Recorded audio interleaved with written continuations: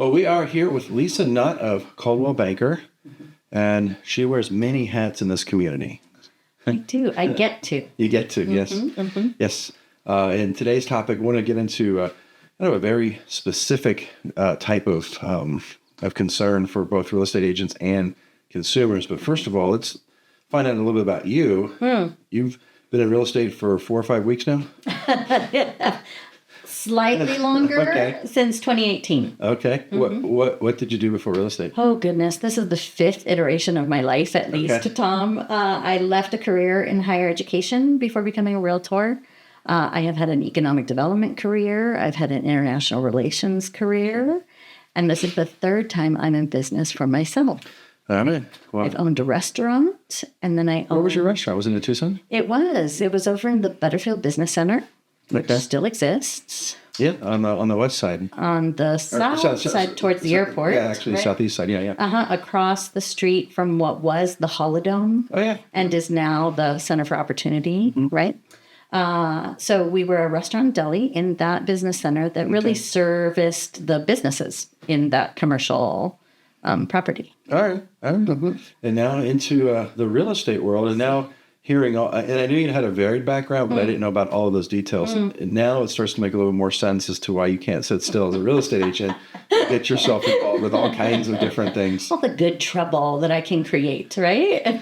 Well, I know you've chaired and been on many different committees, and the one I want to focus on today is the Home and Property Advocates at the Tucson Association of Realtors, and you've taken on a few specific tasks for them, and all of those HOAs, everything could be its own show, and we should probably have you back for that. But really, I wanted to discuss this concept of deed fraud. It's something that I'd heard little about, and now hearing a lot more about. Yes. And you've been digging into this. I have. I started tracking a pretty high-profile case out of the Phoenix area several years ago because it was a high-profile case, both at a state level and a national level, and just paying attention to it as a realtor, right, as an agent. And in this case, it is a fellow agent who was a victim of deed fraud through her parents' property. She was executor of their property. Can you give us just like the overview of what deed fraud looks like? Because it's hard for me to grasp that. I've been in this business for a while. Yeah. So it can manifest in a variety of ways. Essentially, the whole point of the crime of deed fraud is to record a property in the bad guy's or gal's name in order for them to either leverage that property in some way or gain the proceeds from the sale of that property. Okay. So depending, they could, for example, also commit identity theft or identity fraud in perpetuating this crime. Okay. So I became aware of the issue in general, right, through that one article I was reading one night, much like I do every single night of my life, and thought, oh, goodness, I wonder how this is going to play out. And then became aware of more and more cases and thought, I'm a realtor. I have relationships with people. We could probably bring together a group and discuss what that means for us here in Pima County. And so that's really how it began. And we were able to bring together Pima County stakeholders, including the Pima County Assessor's Office, Pima County Attorney's Office, Pima County Recorder, the association, the state association, the Pima County Administrator, Title and Escrow. So various expertise, really, in order to bring to bear the insight, because as you and I know, our industry is very interdisciplinary, very multifaceted. There are different responsibilities by different individuals or organizations. And so I, dare say that it was the first time that multiple perspectives were in the same room discussing the same issue. And with that many people, then I assume the issue is solved, case closed, and just move on, right? I can move on to the next one. Oh, if only, right? If just like I say, if I had a magic wand, right? No, not quite. But what has come of it are changes in the practices that different organizations will be either, completing or have since changed. Both in title and escrow, for example, our title and escrow companies here locally are looking at implementing some changes that they can all use. My intention was to identify the gaps. Where are all these gaps? Because these bad guys are exploiting those gaps in our ecosystem. And so what are those gaps? How do we identify them? And then what do we do about them? The thing about fraud is that it is fluid. Right. And just when we think we have instituted, a mechanism or something new to either manage, mitigate, or eliminate that, don't they just come up with another way? Right, another way. And so just as technology has facilitated our work, it has also complicated our work and made it more easy in some cases for them to perpetuate their crimes. So, for example, they will create fake identification. Right. And those identifications can actually pass typical tests for identity. You know that as a lender, right? Yeah, we've gone through some issues with this as well, where the level of skill now with artificial intelligence and other technical facets are just really hard to identify. Although it still is the human eye, right? And our sense of it not looking right somehow, or it not sounding right or feeling right, that AI and computers can't do. Right? Yeah. So there are, as sentient as they might get. I hope that's the one thing that distinguishes us, right? Be creating clones next. I'm not sure identity theft. This person is there. And I know you've done a lot of work, and I don't want to get too far into this video with it, but just want to make sure people are aware that you've been working with the state. There's actually legislation that's been proposed and discussed. Probably won't happen this year, but at least it's on the table. Right. And still, there's a lot we can do at a county-wide level, right? So in Pima County, we have about 435,000 properties, both residential and commercial. And as agents, right, there are red flags that we can pay attention to. Most obviously is when someone contacts us as a potential seller. And if they say things like they're in a hurry to sell, they're willing to sell below market, they are unwilling to meet in person, or they are unwilling to have a FaceTime or a Zoom. In other words, where you don't get eyeballs on them and can't substantiate that they're a person, number one. And are they the person they purport to be? Yeah. So if agents get those types of inquiries, that's the first set of, you may want to make sure and do your due diligence just on taking them on as a client. The other aspect has to do with title and escrow.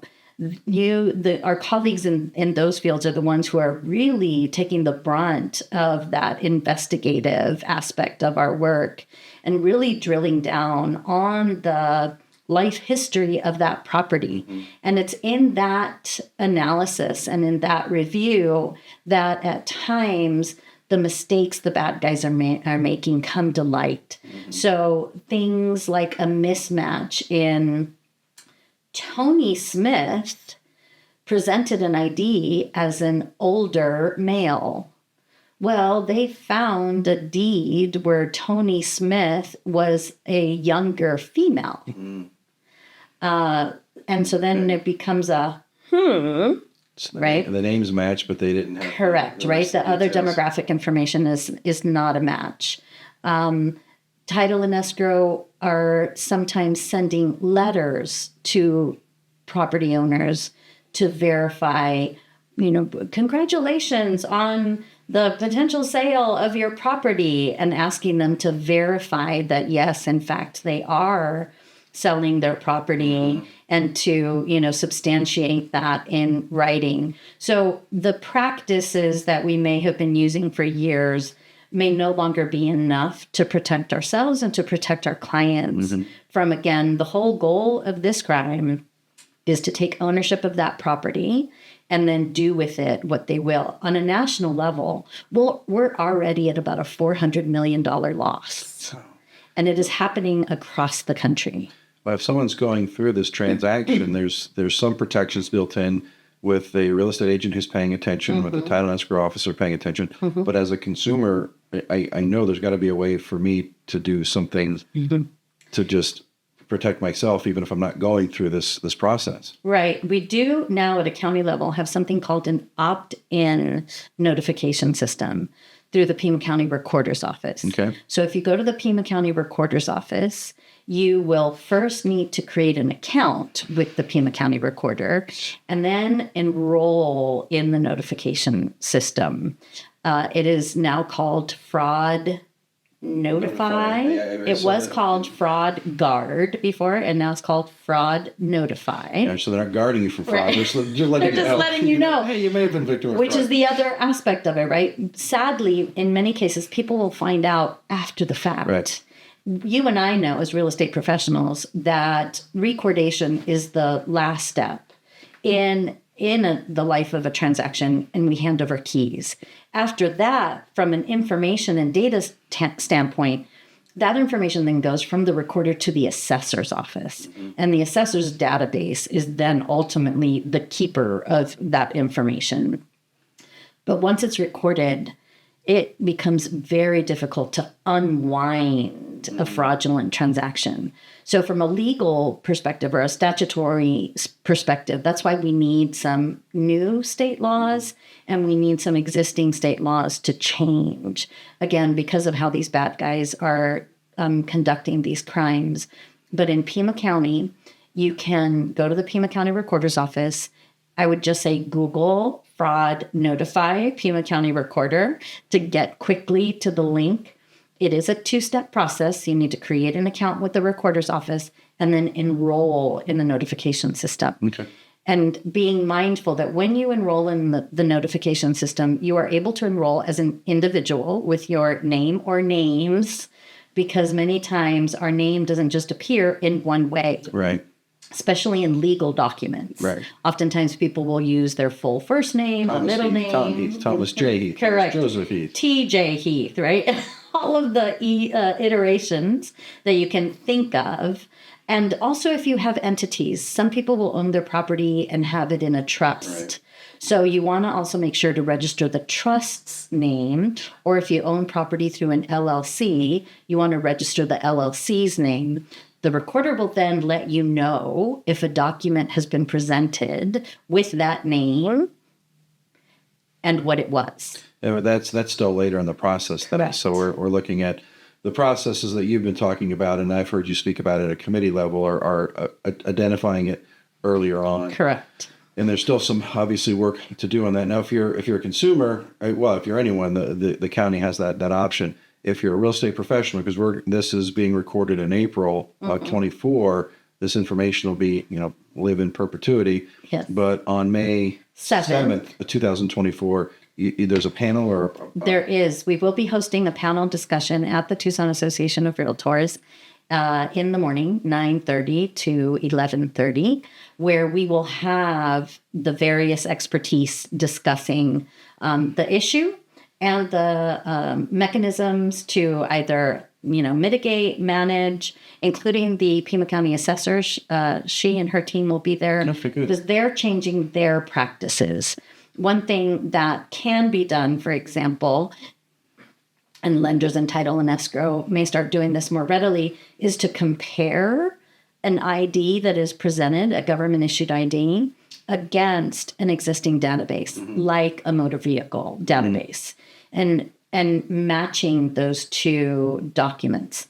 They either do match or they don't match. And details like the signature is exactly the same if they present more than one ID, or the picture has someone wearing the exact same clothes, or a typing error in any of the information. So again, we can do more to pay attention to those details in order to, again, protect the consumer and community, but also protect ourselves as professionals. So we, in our industry, we call those the red flag warnings. It doesn't mean that there's fraud, doesn't mean that there's an issue. It just certainly means that this requires a little bit more scrutiny. Yes. And take it to that next level, because our our whole system is based upon a lot of people involved. And if we're all doing our part, we should be able to help mitigate some of this. There could also be changes coming on notary services. That was the next question, is what that role they are. Right, because one of the things that we know is that these criminals will often have their own notaries. And even fraudulent notaries are being discovered. So people who aren't certified notaries are claiming to be, and then notarizing the documents that require the notarization. So then that's a whole other set of crimes. And also in the details, right? Whether there's, for example, an expiration date or not on a notary stamp, or when that expiration date is or was. So we could see some changes to how notaries are certified, what information they need to record and house, right? Because they have their journal. The way the bad guy for the high-profile case in Phoenix was caught was because in California, since 96 or 97, on property-related transactions, a thumbprint has been required. Now, the thumbprint has to be compared against something, right? Not all of us have our fingerprints. Realtors do have to, right? In order to have our clearance cards, we have to provide our fingerprints. So the bad guy's thumbprint was provided and cross-checked. And that's when they realized that the name associated to that biometric information was not the name provided on the transaction, and then opened up the investigation. So sometimes the notaries are complicit in the crime, sometimes not, but it's another area of review in terms of how do we certify notaries and what information are they gathering and what due diligence are they doing? Because what we understand is that notaries are just witnessing a signature and it's being cross-checked against a government-issued ID. That's kind of it, and it's provided in a journal. So states are taking a look, including our state, at what do we require of notaries. The other aspect is related to mail fraud. So I learned in doing my own research that mail fraud is only a federal crime. It is not a state crime. You and I know, how do we usually send documents back and forth when we don't have people in person? Besides electronic, we use private carriers, right? And it's only a federal crime if you use the U.S. Postal Service. Right. So it's one of those things, one of those gaps, right? That I was like, really? It's not a state crime, and it's only a crime if you use the U.S. Postal Service? And just to be clear, this is not a how-to video. Right. We're just identifying some potential issues that will be rectified. I think this topic is ongoing and will have many nuances over the next several years, because even once a larger fix is in place, the implementation of that will take some time. So and the consistency of that implementation, right? Because again, they are opportunists, right, and they take advantage of the weakest link in the chain. Absolutely, and they will go to exploit it. So if you're a consumer, or really anyone, head over to the Pima County Recorder site and get on the fraud notify. I've done that. It does take a little bit of time to set up, but it's not overly cumbersome. And then if you're a real estate professional, I recommend you visit the association on May 7th. And also stay in tune with the Home and Property Advocates Committee, as they are, their reports have updates on this. And I would imagine as we get into the next legislative session, there'll be some more conversations about what this looks like and making sure that it's not an overreaction to a problem. Correct. Because you could certainly see going too far, making it even more difficult to transfer property, which we don't necessarily want. No. But we can find ways to do it in a safe manner and reduce the opportunities for these bad actors. Correct. It's just really instituting the best practices that many of us know, need to take the time to actually do. And certainly the communication amongst the half dozen of us or more that are involved in a transaction. And again, to an earlier point you made, hopefully a real estate agent is involved, right? Hopefully there's a realtor at the table who can help with some of that vetting and that due diligence. But we also know that there are transactions that are less than arm's length that occur. And that's why it's also important, again, for the community and the consumer to know and to pay attention to what documentation is out there and available with regards to their property, and to make sure that, again, there is a way in Pima County to get notified if something is presented with your name or your entity's name on it. And then for you to be able to understand whether that is for you or if it's a document that you presented. Because, again, the recorder's office responsibility is truly just to notify and to house documents that have been submitted for public consumption. Right. It is meant to be a public database. And so understanding the limitations and the realities of that. And if people want to get a hold of you, if they have questions on this or just other real estate related matters, what are some of your contact info? Well, of course, just, Google Lisa Nutt with 2 T's, please. You will find me easily. You can use my email, lisa.nutt@cbrealty.com, or my personal email, lisanutt@gmail.com. The 2 T's. 2 T's, please. All right. Well, thanks for your time. Thanks for all your efforts on this. You're welcome. Thank you, Tom.